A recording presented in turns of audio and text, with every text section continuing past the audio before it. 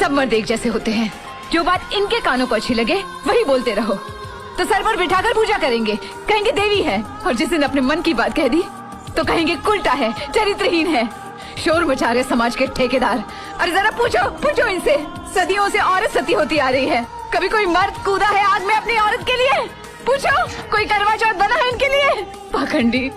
तुमने मनीष पर भरोसा करके बड़ी गलती की जानकी। तुमने क्या गलती की थी वैदेही? तुमने तो समाज के सामने 7 फेरे लेकर रीति रिवाज निभाकर शादी की है, पर आज तुम भी वही खड़ी हो ना जहाँ मैं खड़ी हूँ, कोख में बच्चा लेकर वनवास। और बेचारी सीता मैया अग्नि परीक्षा देने के बावजूद उसे क्या मिला?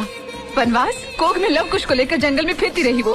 काश सीता जी ने भी वही किया होता जो तुमने किया है, तो आज कोई मर्द किसी औरत की अग्नि परीक्षा की मांग नहीं करता। छोड़ न वैदेही, भाड़ में जाए मर्दजाद। बाप बनने का दर्जा हम उन्हें देते हैं और हमारे सर पर खड़े होकर नाचते हैं वो।